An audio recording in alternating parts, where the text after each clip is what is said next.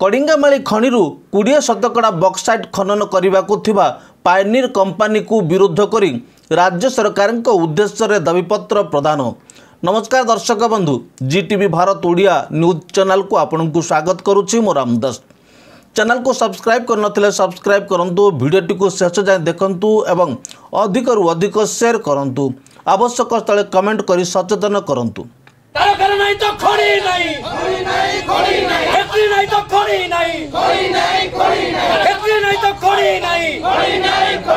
आंध्र को माटी चलाना बंद करो, आंध्र को माटी चलाना बंद करो।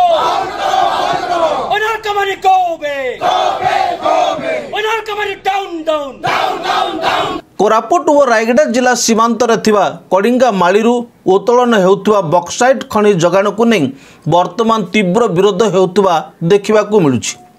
आज खनि प्रभावित अंचल शताधिक ग्रामवासी गोपाल महानंदिया नेतृत्व में एक विराट रैली रे बाहरी प्रथम लक्ष्मीपुर ओएमसी कार्यालय आगे विक्षोभ प्रदर्शन करते।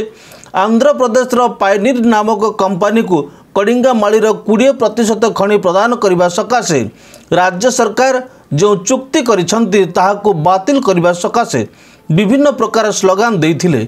ओएमसी कार्यालय सम्मुखें स्थानीय शाखा परिचालकों को एने राज्य सरकार उद्देश्य एक दाबीपत्र प्रदान करथिले। सेठारु पुणी शताधिक लोके विभिन्न फ्लैग कार्ड धरी तहसील कार्यालय रे पहुंची अनुरूप भावे राज्य सरकार उद्देश्य तहसीलदार को दाबीपत्र प्रदान करथिले। लक्ष्मीपुर अंचल में खनि खनन करा जाउछि, तेणु अंचल में कारखाना प्रतिष्ठा करा जाई शह शह बेकारी युवक युवती को नियुक्ति दिया जाऊ।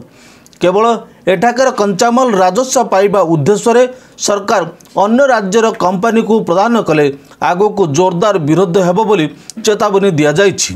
विशंबर बिशोई, जितेंद्र गरडा, बसु हिकोका, पिलुकु हिकोका, गंगा हिकोका, लिंगा हिकोका, पूर्ण मुस्का, दीनबंधु गरडा, दुखी साहब मीणाका समेत शताधिक प्रभावित अंचलवासी उपस्थित रही अधिक दरदाम दे खनि नेबाको चाहूथिबा पायनियर कंपनी को स्वागत करुथिबा कड़िंगामाली सुरक्षा मंच पक्षरु मार्च 31 तारिख राज्य सरकार उद्देश्य एक दाबीपत्र देइथिबा बेले कारखाना नाही तो खनि नाही दाबी रे खनि प्रभावित अंचल बासिंदा एक शोभायात्रा राज्य सरकार उद्देश्य दाबीपत्र प्रदान करिसेंती। खबर प्रकाश जे दीर्घ एक मास होउची स्थानीय बासिंदा कारखाना नाही तो खनि नाही दाबी रे धारणा रे बसी विक्षोभ प्रदर्शन करने सह खनि खनन को विरोध करुवा हेतु वर्तमान कड़िंगामाली खनिरू बक्साइट परिवहन बंद रही जना पड़ी।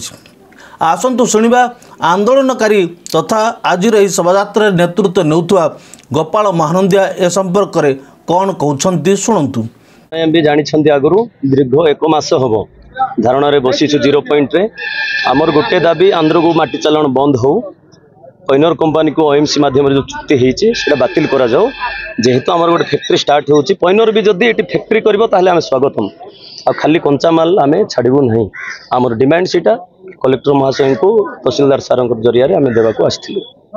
सरकार को गोटे कथा आज्ञा आमर हजार हजार पिला एठी बेरोजगार होकर अच्छी सरकार दायित्व अच्छी जे आम अंचल जेहेतु आम अंचल खनिटा अच्छी तो सरकार दायित्व अच्छी से आम सरकार को कहवाक आसी कि आम अंचल खनि अच्छे आम अंचल फैक्ट्री हो कंचा माल बिकिदेले तो सारा सरकार राजस्व पाइबे ठीक अच्छे। बाकी आमर जो हजार हजार अंचलवासी अच्छा से मैंने कौन करेंगे दादन जीवे आ केते दिन दादन जीवु आउ हेनी आम लड़ाई करूँ रास्तार लड़ाई करूँ आदि आम कथा जब सरकार को आम विनम्र अनुरोध कि आम कथा शुणु कंचामाल आंध्र को पठा न जाऊ जदि एगेन जदि आम कथा न शुणिले आम आउ थे जोरदार आंदोलन को तीव्र करूँ।